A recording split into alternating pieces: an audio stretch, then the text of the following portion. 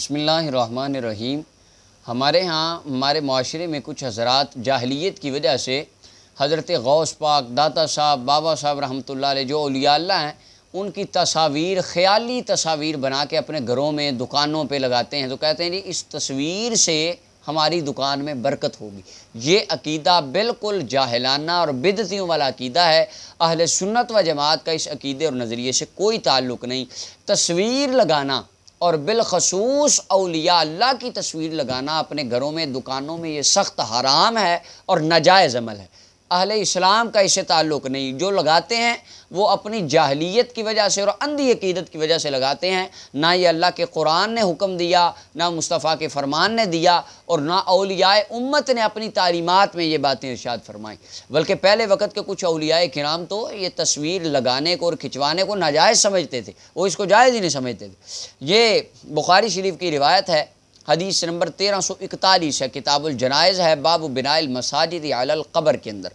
حضرت سید عائشہ صدیقہ رضی اللہ تعالیٰ عنہ آپ روایت فرماتی، مسند احمد بن حنبل کی جلد نمبر 7 میں بھی یہ روایت موجود ہے، مسند عائشہ میں فرماتی ہیں، لما اشتکى النبی صلی اللہ علیہ وسلم، جب آقا کریم علیہ الصلوۃ والسلام بیمار ہو گئے، آپ کا مرض علالت آ گیا، اس وقت فرماتی ہیں، ذکرت بعض نسائہ کنیسۃ، بعض اہل بیت اطہار کی، آقا کریم علیہ السلام کی بیویوں نے ذکر کیا ایک کنیسہ کا، ایک گرجے کا، عیسائیوں کا، رأینہا بارض الحبشہ، جو انہوں نے حبشہ کی زمین میں دیکھا تھا۔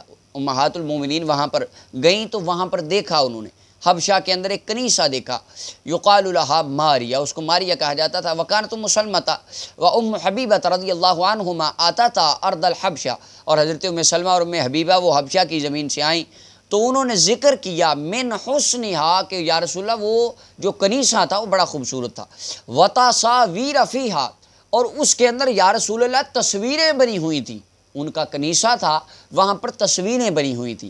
فرفع راسہ صلی اللہ علیہ وسلم، سرکار نے اپنا سر مبارک اٹھایا، فقال، فرمایا، اولئک اذا مات منہم الرجل الصالح، فرمایا جب ان میں کوئی نیک بندہ فوت ہو جاتا، بنوا علی قبرہ مسجدا، اس کی قبر کو منہدم کر کے، قبر پر بلڈوزر پھیر کے اوپر مسجد بنا لیتے، جیسا کہ یہ خارجیوں نے سعودی عرب میں کیا۔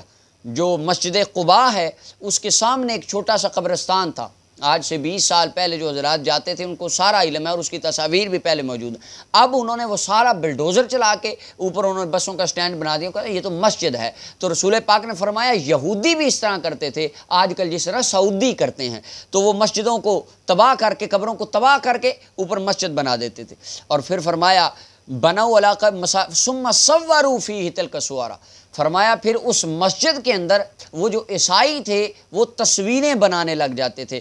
اولئک شرار الخلق عند اللہ، وہ اللہ کے ہاں سب سے بدترین مخلوق تھے، جو بندے تصویریں بنا بنا کے آویزاں کرتے تھے لوگوں کی، فرمایا وہ بدترین مخلوق تھے۔ اور بخاری شریف کی کتاب بدائع الخلق کے اندر روایت ہے، نبی علیہ السلام نے فرمایا، لا تدخل الملائکۃ بیتا فیہ صورۃ، فرمایا جس گھر میں تصویریں لگی ہوں اللہ کے فرشتے اس گھر میں داخل ہی نہیں ہوتے۔ اور ایک دوسری حدیث شریف میں ارشاد فرمایا کہ 3 طرح کے گھروں میں فرشتے نہیں آتے۔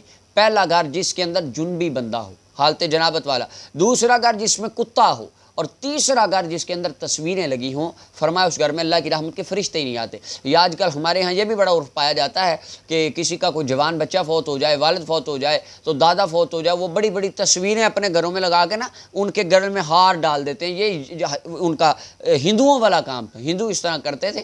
ہندوؤں والی رسم ہمارے مسلمانوں نے بھی اپنائی، وہ لگاتے ہیں تو جس گھر میں نبی علیہ السلام نے فرمایا صورتیں ہوں، تصویریں ہوں، فرشتے نہیں آتے۔ اور پیروں فقیروں کی تصویریں لگانا عام بندوں کی تصویروں سے زیادہ اشد حرام ہے، کیونکہ عام بندے کی تصویر میں ادب پیدا نہیں ہوگا، جب بزرگوں کی تصویر لگائیں گے ان میں ادب پیدا ہوگا، بندے پھر جائے گا پشت نہیں کرے گا، پھر جا کے کہے گا بابا جی ذرا میرا کام کر دینا، بابا جی دعا کر رہا ہے، وہ تصویر کو کہہ رہا ہے، حالانکہ یہ تو بت پرستی ہے۔